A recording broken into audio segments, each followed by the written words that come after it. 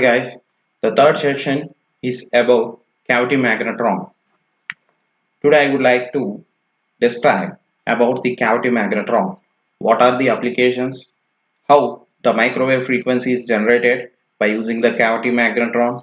How it is used in various applications? What is the process involved in cavity magnetron? First of all, let us see the introduction part. During World War II, which was one of the dramatic events in the history. But on the other hand, several inventions that completely changed the world. One of the key inventions of the era was the cavity magnetron. The cavity magnetron can be used particularly in certain applications like radars. Next, for heating purpose, it is used in microwave ovens, and for lighting purpose, it is used in sulfur lamps. In this lecture, we will explore the physics behind the cavity magnetron and how it is constructed and produce microwave. This is the diagram it shows, which is the cavity magnetron, which is present in microwave oven. So by describing the physics behind it, we could start it. This is the actual parts present in the cavity magnetron. First of all, there will be a filament lead which is attached to cathode in order to produce high electron beam. Surrounding the cathode with the filament, there will be a anode block. The anode block is again constructed with resonant cavities. So here the resonant cavities will act like a LC oscillator. Later we will discuss it. Next, to the one of the cavity, it is connected with coaxial cable. Generally, there will be a loop coupling is introduced.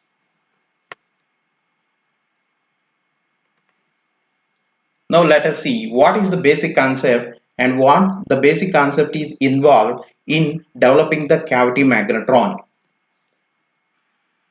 The cavity magnetron works under the principle of LC oscillations.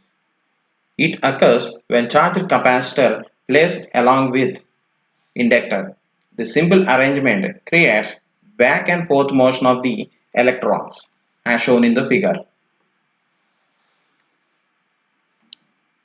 So when antenna with an inductor is placed near to LC circuit, the antenna radiates EM waves.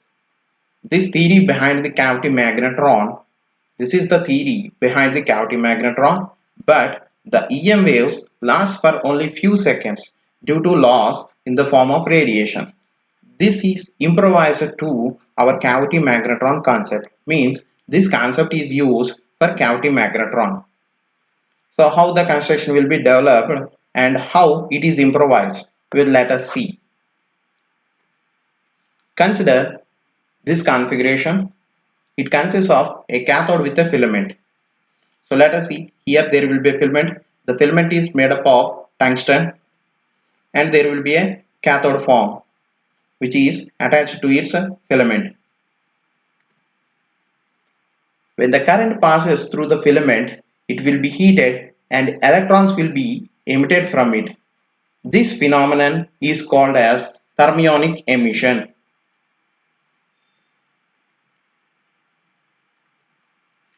During this thermionic emission, the electrons will come back to the cathode again.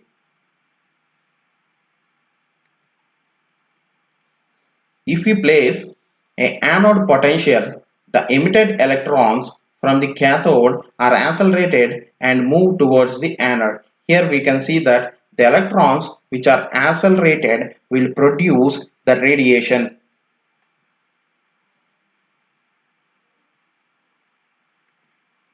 Hence, the accelerated electrons in the interaction space will spend a little time. Here, the interaction space is between the cathode as well as anode. The space present between them is the interaction space.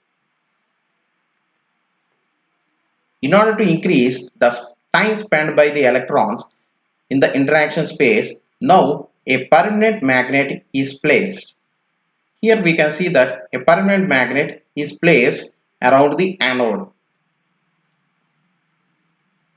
So what happens when the magnet is placed? Due to magnetic field introduced in the cavity forces the electrons to take curved path, and the time spent in the interaction space will be increased. This is the final structure which is formed known as Hull magnetron. Here the Hull means the scientist Hull has been proposed the first concept about the magnetron. Hence the name came Hull magnetron. The Hull magnetron are most efficient, and its sustained oscillations can be achieved by LC oscillations, which is discussed in the starting part of the lecture. Subscribe to BVCIT's ECE department in YouTube. You will find Introduction to Microwave Engineering. To achieve oscillations, the anode is designed with cavities. Here the main concept starts. By providing cavities, it will change the entire physics of the magnetron. What happens when the cavities are introduced in the magnetron in the circular form? Let us see. For example, consider a single cavity, means a bar from the anode. Now consider a metal bar with a cavity. Now let us assume a negative charged electron is passing nearby. So whenever it passes nearby, the negative charged electrons will obviously repel the electrons present in the bar. Whenever this electron reaches the cavity, what happens means, so when the negative charges reaches the cavity, the electrons at the cavity will be disturbed and distributed. We can see that there is an accumulation of positive and negative charges across the cavity. Hence, the cavity will act like a capacitor plates. One side it will be positive and another side it will be negative, which act like a capacitor plates. If we connect the inductor across the cavity surface, charges will act like a oscillation process. So this is the basic of cavity magnetron. Here the oscillations will take place due to the cavity introduced in the magnetron. Here the cavity will act like a LC oscillation circuit in the magnetron. A magnetron will have many such cavities. Hence, many electrons are ejected from the cathode by thermionic emission. Now consider one of the electron ejected from the cathode, which induces positive and negative charges on the cavity surface. When it passes nearby, here the cavities are arranged in circular manner. In the cavity, the pair of charges, means the positive and negative, cannot stay in isolation, means they cannot stay in constant position. So in each cavity, when the electron passes nearby them, so the charges are kept in alternate or opposite to one cavity. Means if one cavity having positive negative, means the another cavity will have another negative positive, means the polarities are opposite in nature. Here the curved surface of the cavity act like an inductor. Here charges are accumulated at the cavity will go for simultaneous LC oscillations as shown in the figure.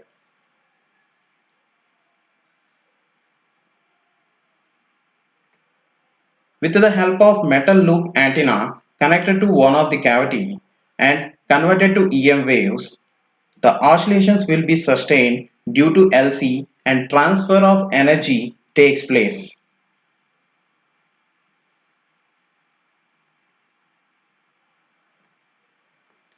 Some of the electrons similarly follow the first electron, and all the electrons attracted towards the anode and form a spoke wheel pattern, and charges on the cavity will oscillate, which results in microwave frequency.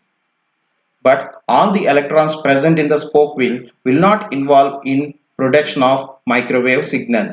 Only few electrons are useful. What are the electrons which are useful for frequency generation of microwave?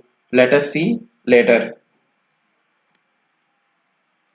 Since antenna is connected to one of the cavity, the oscillations generated in one of the cavity also link with other cavities present, and the phenomenon is called mutual coupling. The extraction of energy from one cavity is equal to extraction of energy from all other cavities combined.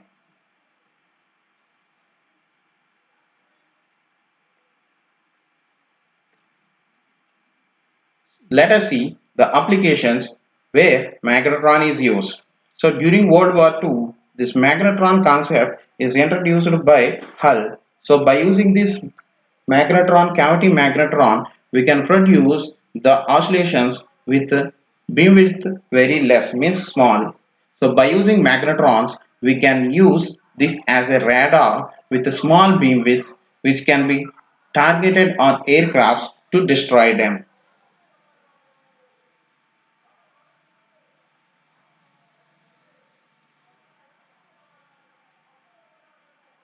So in the diagram, we can say that the radar is produced which is targeted on the object, and the object is detected and it will be destroyed by using the magnetron concept.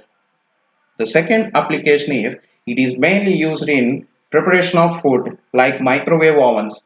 Another application is it is used in microwave ovens to produce high amount of heat energy by using this magnetron. So here the magnetron is used to produce huge amount of heat to heat the food present in it.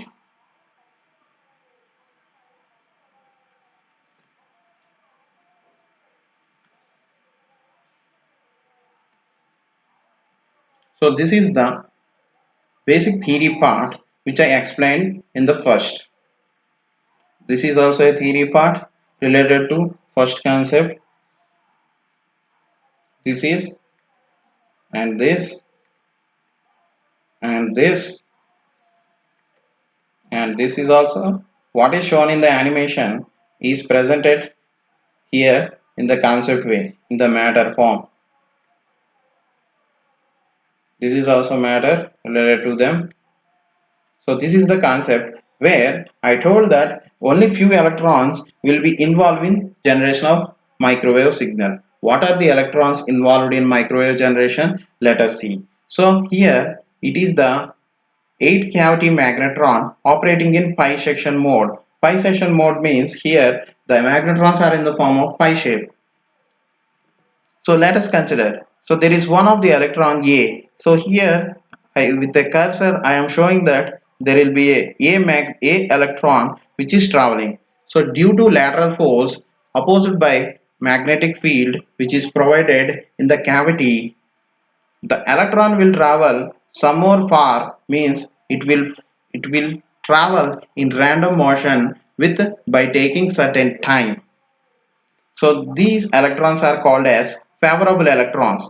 These are the electrons which are required for generation of microwave signal. Here the electron A is used for generation of microwave signal because these are the electrons which take much time, means the transit time is more. So hence, so they will be retarded in some fields, means during positive cycle they will be accelerated, during negative cycle they will be retarded. So whenever these are retarded, they will accompany with another electrons to form bunches. What are the another electrons used to form bunches? Let us see. So here another electron is shown. Here we can see, no. So this is the B electron. Here the B electron, here it gains energy immediately and again travel back to cathode. So these are the electrons which not involved in generation of microwave because they gain energy very faster and they will again go back to the cathode. So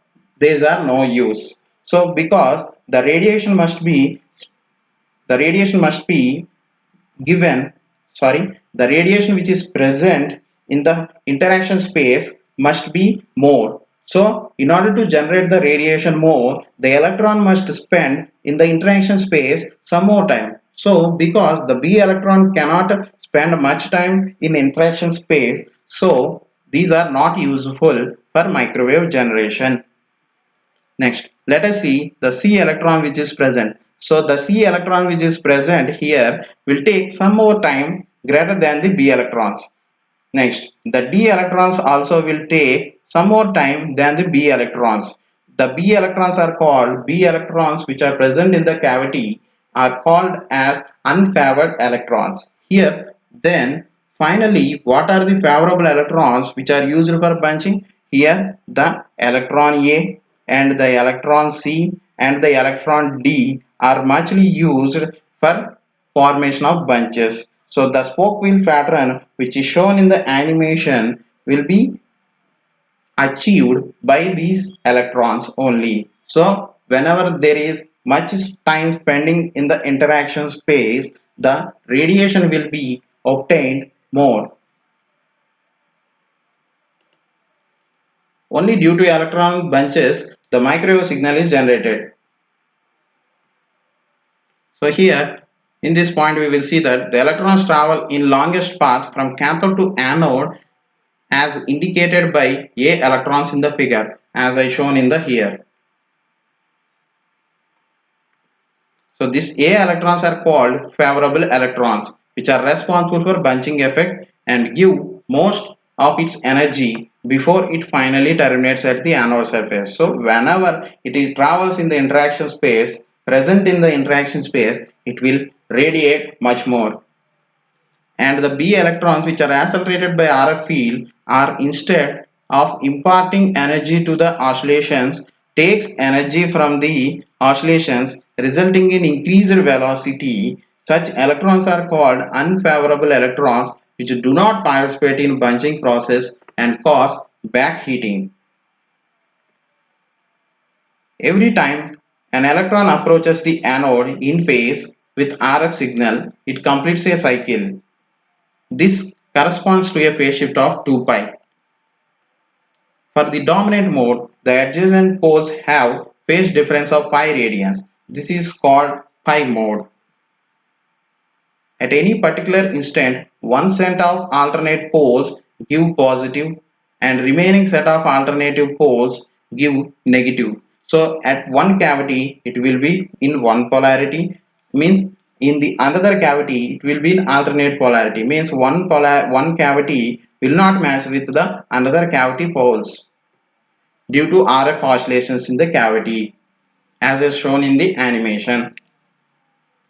As the electrons approaches the anode, one set of alternative poles accelerates the electrons and turns back the electrons quickly to cathode, and another set of poles retard the electrons, thereby transferring energy from electrons to RF signal, which is the microwave signal frequency. This process results in bunching of electrons. The mechanism by which electron bunches are formed and by which electrons are kept in synchronism with RF field is called as phase focusing effect. So, by using the concept of magnetron, how we can generate microwave signal, we can shown in the process. So, this is all about magnetron. It is very simple to explain. So, thanks for watching. I hope you enjoyed.